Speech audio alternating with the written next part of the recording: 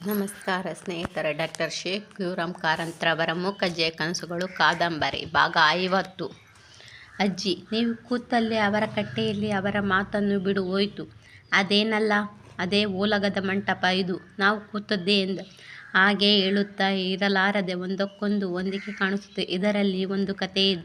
ಶಿವನ ಗುಡಿ ಹಾಳು ಬಿದ್ದ ಆ ಕಾಲಕ್ಕೆ ಇಲ್ಲಿ ದೊರೆ ಅಂಥದ್ದೊಂದು ಜಾತಿಯನ್ನಲ್ಲ ನೀವು.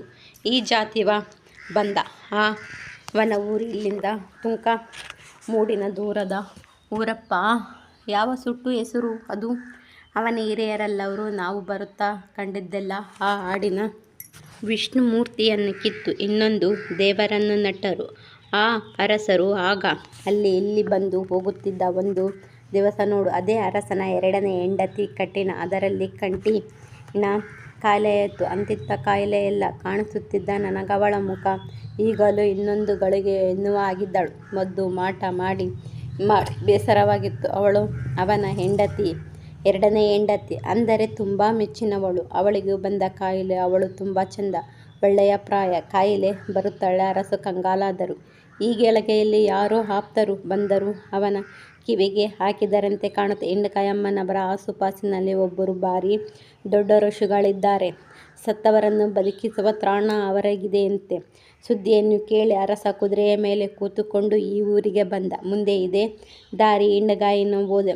ಆಗ ಏನಾಯಿತೋ ನಾನು ಒಂದು ದಿವಸ ಹೇಳಿದ್ದೆನಲ್ಲ, ಅಲ್ಲಿ 100 ಬೈರಾಗಿ ಇರುತ್ತಿದ್ದರು.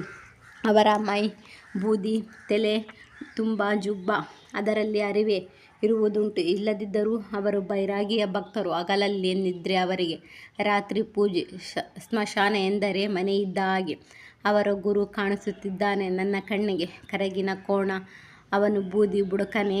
ಅವನ ಸಣ್ಣ ಮಕ್ಕಳು ಕಂಡರೆ ಕಿರುಚಿ ಓಡಬೇಕು. ಆ ಗುರುವಿನ ಕೈಯಲ್ಲಿ ದೊಡ್ಡದೊಂದು ಕಬ್ಬಿಣದ ತ್ರಿಶೂಲವಿದೆ. ಕುಡಿಯುವ ನೀರಿಗೆ ಅವನು ಹಿಡಿಯುತ್ತಿರುವ ಪಾತ್ರೆ ಗೊತ್ತಾ? ನರಮನುಷ್ಯನ ತಲೆ ಇಡು. ಕಾಪಾಲಿಕರ ಗುರುವೇ. ಕಾಪಾಲಿಕರು ಅಂದಿದ್ದಾರಂತೆ ಹಿಂದೆ, ಕಾಳ ಭೈರವನ ಭಕ್ತರು. ಭಕ್ತರು ಗಿಕ್ತರು ಅದೇನಾದರೂ ಸಮವೇ? ಆದರೆ ನೋಡು, ಅವರ ಪೂಜೆಯ ಬಗೆ ಒಂದು ಚೂರು ನನಗೆ ಅರ್ಥವಾಗುವುದಿಲ್ಲ. ತಪಸ್ಸು, ಅಷ್ಟಸಿದ್ಧಿ ಅನ್ನುತ್ತಾರೆ, ನಿಜ. ಅದಕ್ಕೇನೋ ರಾತ್ರಿಯೋ ಯಾತಕ್ಕೋ ಬೇಕೋ. ರಾತ್ರಿಯೆಲ್ಲ ಏನೋ ಮಂಡಲವನ್ನು ಬರೆಯುತ್ತಾರೆ, ಹೋಮ ಮಾಡುತ್ತಾರೆ, ಹಂ ಹೀಂ ಅನ್ನುತ್ತಾರೆ, ಕಣ್ಣು ಮುಚ್ಚಿ ದಾನ ಮಾಡುತ್ತಾರೆ. ಅದರ ಮೇಲೆ ಆ ಕಾಪಾಲದಲ್ಲಿ ಹೆಂಡ ತುಂಬಿ ಕುಡಿಯುತ್ತಾರೆ. ಹೆಣ್ಣುಗಳನ್ನು ಗಂಡುಗಳನ್ನು ಕೂಡಿಯೇ ಬೈರಾಗಿ ಪೂಜೆ ಮಾಡುತ್ತಾರೆ. ಅವರೆಲ್ಲ ಶಿವನಿಗೆ ಶಿವ ಎನ್ನುವ ಕಡಿಮೆ. ಕಾಲಭೈರವನಂತೆ ಅವನು. ಜನರೇ ಶಿವನ ಹಾಗೆ ಕರೆದರೂ ಮೇಲೆ ಅವನು ಒಪ್ಪಲಾರದೆ ಏನು ಮಾಡುತ್ತಾನೆ? ಅವರು ಮಾಡುವ ಪೂಜೆ ಎಂಥದ್ದು? ಏತಕ್ಕೆ? ಯಾಕೇನನ್ನಲಿ? ಅವರು ದೇವರನ್ನು ಕಾಣುವ ದೃಷ್ಟಿಯೇ ಒಂದು ಥರ. ನನಗೆ ಏಕೋ ಅದು ಏನೋ ಒಗ್ಗುವುದಿಲ್ಲ. ಆ ಶಿವ ಉಮೆಯನ್ನು ಪತ್ನಿಯನ್ನಾಗಿ ಮಾಡಿಕೊಂಡ ಲೆಕ್ಕದಲ್ಲಿ ಅವನು ವಿರಕ್ತ ಅಂತ.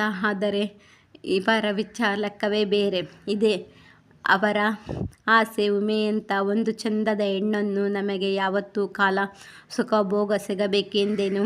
ಅಯ್ಯೋ ಕರ್ಮವೇ, ಅದಕ್ಕೆಷ್ಟು ಬೇಕೋ ಅನಿಸುತ್ತದೆ. ನನ್ನ ಅಂದಾಜು ಇಷ್ಟೆಲ್ಲ ಮಂತ್ರಸಿದ್ಧಿ, ಮಾಯಾ ಮಾಟ ಮತ್ತೊಂದು ಮಾಡಿದ ಶಿವನ ಹಾಗೆ ನಾವು ಒಂದು ದಿನ ಅಧಿಪತ್ಯ ಮಾಡುವುದಕ್ಕೆ. ಆಧಿಪತ್ಯ ಯಾರ ಮೇಲೆ? ಯಾತಕ್ಕಾಗಿಯೋ?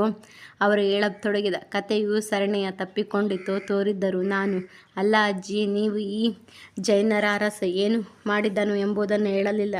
ಹೀಗೆ ನಮ್ಮ ಹೆಮ್ಮಡಿಯ ಜೈನರು ಅರಸರು ಇದ್ದಕ್ಕಿದ್ದಂತೆ ಹುಚ್ಚೊಂಬ ಅವರು ಅಲ್ಲಿಂದ ಬಂದರು ಅನ್ನುತ್ತಾರೆ. ಹೆಬ್ಬಂಡಿ ಗುಮ್ಮಂಡಿ. ನನಗೆ ಅಂಥದ್ದೊಂದು ತಿಳಿಯಲು. ಅವನು ಅರಸ. ಅವನು ಒಟ್ಟಾರೆ ಪರಿಹಾರ ಸಮೇತ ಕಾಪಾಲದ ಗುರುವಿನ ಹತ್ತಿರ ಬಂದು ನಿಮಗೆ ಅಡ್ಡ ಬಿದ್ದೆ ಎಂದು ಬೇಡಿಕೊಂಡರು. ಆ ಗುರು ಒಂದಿಷ್ಟು ಮಂತ್ರಿಸಿ ಬೂದಿಯನ್ನು ಕೊಟ್ಟ. ಮತ್ತೇನು ಹೇಳಿದನಪ್ಪ? ಅದನ್ನು ಹಾಗೆ ತೆಗೆದುಕೊಂಡು ಬಂದು ಅರಸ ತನ್ನ ಊರಿನ ಹೊರಗೆ ಹಾಗೆ ಹೋದ ಮೇಲೆ ಏನಾಯಿತು ಎಂದು ಗೊತ್ತಾಗಲಿಲ್ಲ. ಆದರೆ ನೋಡು, ಇಲ್ಲಿ ತ್ರಾಣವಿಲ್ಲದೆ ಇದೆ ಎಂದೆನಲ್ಲ, ಅದೇ ಸ್ಥಳ. ಆವಾಲ ಮಂಟಪ ಕಟ್ಟಿದ ಆ ಗುರುವನ್ನು ಕೂಡಿಸಿಕೊಂಡು ಅವನ ಕಾಲ ತೊಳೆದು ತೆಗೆದುಕೊಳ್ಳಬೇಕು. ಅದಕ್ಕೆ ಸರಿದ ಜನರು ಕಾಣಿಸುತ್ತಾರೆ ನನ್ನ ಕಣ್ಣಿಗೆ. ಯಾವ ಅರಸನಿಗೂ ಅಷ್ಟು ಮರ್ಯಾದೆ ಸಿಗಲಾರದು. ಪ್ರಾಯಶಃ ಅವನು ಕೊಟ್ಟ ಬೂದಿಯಿಂದ ಅವನ ಹೆಂಡತಿ ಜೀವ ಬಚಾವಾಗಿರಬೇಕು. ಅದನ್ನು ಕಂಡು ಅವನ ಮನಸ್ಸು ತಿರುಗಿತು. ಬಹಳ ಹಿಂದಿನಿಂದ ಅವನ ಹಿರಿಯರು ಬ್ರಹ್ಮ ವಿಷ್ಣು ಶಿವನನ್ನು ನಂಬಿ ಬಂದವರು. ಆ ನಡುವಿನ ತಲೆಮಾರಿನವರು 4 ದಿವಸಕ್ಕೆ ತಮ್ಮ ದೇವರನ್ನು ಬದಲಾಯಿಸಿಕೊಂಡು ಹೀಗೆ ತಿರುಗಿ ಬದಲಾಯಿಸುವುದಾಗಿ ಅಂಗೀಕರಿಸಿದಷ್ಟು ಸುಲಭ. ಜನಕ್ಕೆ ಮತ ಕಳಚುವ ಚಡ ದೊಡ್ಡದೊಂದು ಮಾಡಿದ್ದನ್ನು ಕೊಂಡು ಉಳಿದವರು ಮಾಡುತ್ತಾರೆ. ಅಷ್ಟು ಸುಲಭದಲ್ಲಿ ನಂಬಿಕೆ ಹಚ್ಚಿಕೊಳ್ಳಲಾರದ ಸಂಕಟ ಮಾತ್ರ ಹೇಳುತ್ತಿರೋದು. ಅದಲ್ಲದೆ ಏನಂತೀಯ? ನಾವು ತಿಳಿದು ಮಾಡಿದ್ದು ಅವನಿಗೆ, ತಿಳಿಯದೆ ಮಾಡಿದ್ದು ಅವನಿಗೆ ಅಲ್ಲವೇ? ಅದು ಅವನಿಗೆ ಅಂದರೂ ಸರಿ, ಅವಳಿಗೂ ಅಂದರೂ ಸರಿ. ಮತ್ತೊಂದು 100 ವರ್ಷಗಳ ಕಾಲ ಇಲ್ಲಿ ಎಷ್ಟು ಕಾರುಬಾರು ನಡೆದಿತ್ತು ಅನ್ನುತ್ತೀಯ? 100 ಜನರು ಕೆಲಸ ಮಾಡಿದರು, ಹಳೆಯ ದೇವರ ಗುಡಿ ಜೀರ್ಣೋದ್ಧಾರ ಮಾಡಿದರು, ಶಿವ ಎಂಬ ಹೆಸರನ್ನು ಬಿಟ್ಟು ಭೈರವ ಅಂತ ಇಲ್ಲಿ ದೇವರನ್ನು ಕರೆದರು. ಇದರ ಅಂಚಿನಲ್ಲಿ ಸಣ್ಣ ದುರ್ಗಿ, ವೀರಭದ್ರ ಗುಡಿಗಳು ಆದವು. ಆ ದೇವಸ್ಥಾನ ಬದಲಾಯಿಸಿತು. ಮಂಟಪ, ಅಂಬಲ, ಪಗಾರ, ಹಬ್ಬ, ಬೇಕು ಬೇಡು, ಮೂಡಿದರು ಬೈರಾಗಿ ತಂಡವೇ ಇಲ್ಲಿ ತುಂಬಿಕೊಂಡಿತ್ತು. ಆದರೂ ಮಾಡಿದ ಕೆಲಸ ಅಂಥದ್ದೇನು? ಚಾವಡಿ ತುಂಬ ಅವರೇ, ಮದ್ಯ, ಮಾಂಸ, ಭಂಗಿ. ಮತ್ತೊಂದು ಯಾವಾಗಲೂ ನೋಡಿದರೂ ಇದೆ, ಹೀಗೆ ಒಂದು ಇದೆ ನಂಬುವುದಕ್ಕೆ ಬರುವುದಿಲ್ಲಪ್ಪ. ಇಲ್ಲಿ ನಡೆದ ಒಂದು ಸಂಗತಿಯು ಕಾಣಿಸುತ್ತದೆ. ಇಲ್ಲಿ ಕುರಿ ಕೋಣ ಕಡಿದುದು ಉಂಟು. ಮುಂದೆ ಏನಾಯಿತು ಗೊತ್ತಾಗಲಿಲ್ಲ. ಅವರ ಪಾಲಿನ ಗುರು 10 ಮಂದಿ ಶಿಷ್ಯರು ಈ ಊರನ್ನು ಬಿಟ್ಟು ತಮ್ಮ ದಿಗ್ವಿಜಯಕ್ಕೆ ಹೊರಟರು ಅಂತ ಕಾಣಿಸುತ್ತದೆ. ಆದರೆ ಹೋದವರು ಹಿಂದಕ್ಕೆ ಬರಲೇ ಇಲ್ಲ. ಅವನ ಶಿಷ್ಯರ ಮುಂದೆ 500 ವರ್ಷಗಳಿಲ್ಲೇ ಭಂಗಿ ಕುಳಿತುಕೊಂಡು ದಿವಸ ಕಳೆದರು, ಮಾಟ ಮಂತ್ರ ಮಾಡಿದರು, ಊರಿನ ಹೆಣ್ಣು ಮಕ್ಕಳ ಮೇಲೆ ಕಣ್ಣಿಟ್ಟರು. ಕ್ರಮೇಣ ಹಳೆಯ ಗುರು ಬಂದು ಬಿಟ್ಟ ಮತ ಮಾಯಕ್ಕೆ ತನ್ನಂತೆಯೇ ಹೋಯಿತು. ಇಲ್ಲಿ ಸೆರೆದ ಜೋಗಿಗಳು ಉಚ್ಚಾಟನೆ ಆಯಿತು. ಅವರಿಗೆ ಅರಸು ಬಿಟ್ಟು ಹುಂಬಳಿ ಉತ್ತರ ತುಂಬ ಇತ್ತು. ಅದಕ್ಕೊಂದು ಗತಿಯಾಗಬೇಕು. ಕಡಲಿನ ಬಳಿಯಿಂದ 6-7 ಬ್ರಾಹ್ಮಣರ ಕುಟುಂಬಗಳು ಇಲ್ಲಿಗೆ ಬಂದವು, ಆಶ್ರಯ ಪಡೆದವು.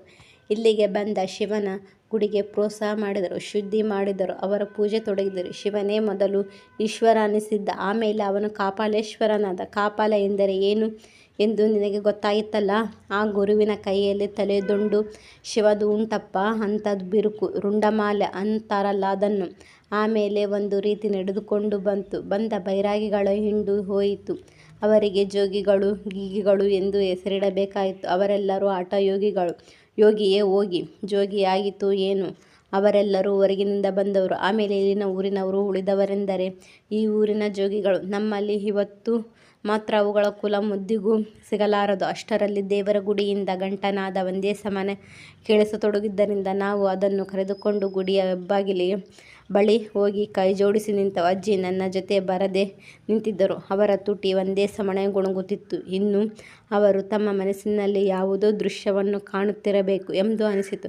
ಆದ್ದರಿಂದ ಹೊಸ ಪ್ರಮಾದವೇನಾದರೂ ಉಂಟಾದರೆ ಎಂಬ ಭಯವಾಗಿತ್ತು. ಅಜ್ಜಿ ನಿಮಗೆ ನಿಂತು ತ್ರಾಣವಾಗಿತ್ತು. ಸೀತೆ ಬರುವ ಪ್ರಸಾದ ತಂದಳು. ನಾವು ಸ್ವಲ್ಪ ಆ ಕಡೆ ಹೋಗಿ ಕುಳಿತುಕೊಳ್ಳುವ ಎಂದು ಅವರನ್ನು ಅಂಬಲಕ್ಕೆ ಕರೆದುಕೊಂಡು ಬಂದೆ. ನಾವು ಹಾಗೆ ಬಂದು ಹೋದುದನ್ನು ಸೀತೆಯು ಕಂಡಿರಲು ದೇವರಿಗೆ ಮಂಗಳಾರತಿ ಮುಗಿಯಿತು. ಬಂದ ಮೇಲೆ ಎಲ್ಲರೂ ಪ್ರಸಾದವನ್ನು ಕೊಟ್ಟ ಮೇಲೆ ಅವಳು ಹೊರಕ್ಕೆ ಬಂದು ನಮ್ಮನ್ನು ಕೂರಿಸಿಕೊಂಡು ನಾವೆಲ್ಲರೂ ಮನೆ ಕಡೆಗೆ ಹೊರಟು. ದಾರಿಯಲ್ಲಿ ಬರುತ್ತಾ ನನ್ನ ಕಿಟ್ಟಣ್ಣ, ಅಪ್ಪ ಓಕಳಿ ಹೊಂಡಕ್ಕೆ ನೀರು ತುಂಬಿಸುವುದು ಯಾವಾಗ ಎಂದು ಪ್ರಶ್ನೆ ಮಾಡಿದ. ಓಕಳಿ ಹೊಂಡಕ್ಕೆ? ಅದರಲ್ಲಿ ಒಂದು ತಮಾಷೆ ಎಂದರು ನಮ್ಮಜ್ಜಿ. ಸೀತೆ ಕಿವಿಗೆ ಆ ಮಾತು ಬಿದ್ದಿತೋ ಏನೋ. ಅವಳು ಬೇಗನೆ ಹೋಗುವ ಹೊತ್ತಿಗೆ ಇನ್ನೂ ಅಡಿಗೆ ಆಗಬೇಕಲ್ಲವೇ ಎಂದುದರಿಂದ ತುಸು ಚುರುಕಿನಿಂದಲೇ ಮನೆ ಕಡೆಗೆ ಹೊರಟೆವು. ಸೀತೆಗೆ ಮನೆಗೆ ಬಂದು ಕಡುಬು ಪಾಯಸವನ್ನು ಮಾಡಿ ಬಡಿಸಿದ ಮೇಲೆ ನನ್ನ ಶಿವರಾತ್ರಿ ಜಾಗರಣೆ ಪೂರ್ಣವಾಗಿತ್ತು. ಆದರೆ ನಮ್ಮ ಹಳ್ಳಿ ಶಿವರಾತ್ರಿಯಲ್ಲಿ ಇತರರ ಮನೆಗಳಲ್ಲಿ ಕಲ್ಲೆಸೆಯುವ ವಾಡಿಕೆ ಇತ್ತು. ಬೈಂದೂರು, ಕುಂದಾಪುರ, ಪೇಟೆಗಳಲ್ಲಾದರೂ 4 ಅಷ್ಟು ಕೆಲಸ ಮಾಡುತ್ತಾರೆ. ಶಿವರಾತ್ರಿಯ ದಿನ ನಿದ್ರೆ ಹೋಗಿ ಊರಂತರೂ ಮನೆಗೆ ಮಾಡಿ ಇಲ್ಲೇ ಕಲ್ಲೆಸೆದು ಎಚ್ಚರಿಸುತ್ತಾರೆ. ಆ ಭಾಗ್ಯ ನನಗೆ ಸಿಗಲಾರದು. ಹಗಲೆಲ್ಲ ಸಾಕಷ್ಟು ತಿಂದು ಉಪವಾಸ ಮಾಡಿ ರಾತ್ರಿ ಹೊಟ್ಟೆ ತುಂಬ ಕಡುಬು ಪಾಯಸ ತಿಂದಿದ್ದರಿಂದ ಮೆತ್ತೇನಾಗಬೇಕು. ಹೊಟ್ಟೆಯಲ್ಲಿ ದೊಡ್ಡ ಶಿವಲಿಂಗವೇ ಸ್ಥಾಪನೆ ಆದ ಹಾಗಾಗಿರುತ್ತದೆ. ಶಿವ ರಾತ್ರಿ ಮಲಗಿಕೊಂಡರೆ ಬೆಚ್ಚಗಿನ ತನಕವೂ ಸ್ವಪ್ನದಲ್ಲಿ ಅಜ್ಜಿ ಕಣ್ಣಿಗೆ 10 ಕಾಪಾಲಿಕರು ಕಾಣಿಸಿದರೆ ನನ್ನ ಕಣ್ಣಿಗೆ 1000 ಜನರು ಕಾಣುತ್ತಾರೆ. ಅವರು ಕುಡಿದರು, ಕುಣಿದರು, ಬೆಂಕಿ ಹಟ್ಟರು, ಮಂಡಲದಲ್ಲಿ ಒರೆಸಿ ಮಂತ್ರವನ್ನು ಹೇಳಿದರು, ಅಬ್ಬಟ ಮಾಡಿದರು, ಬುದ್ಧಿ ಸಮಯವಿಲ್ಲದ ಹಾಗೆ ಏನಾದರೂ ಮಾಡಿದರು. ಗುಂಡು ಎಂಬ ವಿವೇಕವನ್ನು ಹೆಣ್ಣು ಎಂಬ ವಿವೇಕವನ್ನು ಕೊಂಡವರಂತೆ ವರ್ತಿಸಿದರು. ಆಮೇಲೆ ನಮ್ಮ ಮನೆಗೆ ಸುತ್ತುವರಿದು ಕಿರಿಚಿ ಬೊಬ್ಬರಿಸಿ ಬಾಗಿಲನ್ನು ಮುರಿದು ಮನೆಯ ಒಳಕ್ಕೆ ಹೊಕ್ಕಿದರು. ಮಲಗಿದ್ದ ನನ್ನನ್ನು ದೊರ್ರನೆ ಎಳೆದುಕೊಂಡು ಹೋದರು. ಕಾಪಾಲೇಶ್ವರನ ಗುಡಿಯ ತನಕ ಓಲಗದ ಮಂಟಪ. ಇಲ್ಲಿಯೇ ಬಂದು ಬಲಿ ಪೀಠವಿತ್ತು. ಅದರಲ್ಲಿ ಒಂದು ಕಂಬಕ್ಕೆ ನಾನು ಬಿಗಿದೆ. ನನ್ನ ತಲೆಯನ್ನು ಚುಡಾಯಿಸುವುದಕ್ಕೆ ಸಿದ್ಧರಾದರಂತೆ ಕಾಣಿಸಿತು. ನಾನು ಭಯಗೊಂಡು ಅಜ್ಜಿ ಅಜ್ಜಿ ಎಂದು ಬೊಬ್ಬಿಟ್ಟೆ. ಅದುಗೆ ಮನೆಯಿಂದ ಒಕ್ಕ ಸೀತೆ ನನ್ನ ಧ್ವನಿ ಕೇಳಿ ಧಾವಿಸಿ ಬಂದಳು. ನಮ್ಮ ಕೋಣೆಯಿಂದ ಅಜ್ಜಿ ಅವಸರದಲ್ಲಿ ಓಡಿ ಬಂದ. ಎಂಥದ್ದು ಮಾಣಿ, ಏತಕ್ಕೆ ಕಿರುಚುತ್ತಿದ್ದೀಯಾ ಎಂದರು. ನಾನೀಗ ಎಚ್ಚರಿಸಿದ್ದ. ಆದರೆ ಒಮ್ಮೆಲೆ ಸೊರವಡಿಸುವುದಕ್ಕೆ ತ್ರಾಣವಿಲ್ಲ. ನನ್ನನ್ನು ಬಿಗಿ ಕಟ್ಟಿದರು. ಸೀತೆ ನನ್ನ ಬಳಿ ಬಂದು ನಾನು ಮುಟ್ಟು ಅಗಲಾಡಿಸಿದೆ. ಬೆಳ್ಳಗಾಗಿ ಗೊತ್ತಾಗಲಿಲ್ಲ ಎಂದು ಹೇಳಿದ ಮೆಲ್ಲಗೆ ನನಗೆ ಪುನರ್ಜನ್ಮ ಬಂತು. ಅದನ್ನೆಲ್ಲ ನೆನೆದುಕೊಂಡು ಆ ಹಾಳು ಕಾಪಲಾಕರ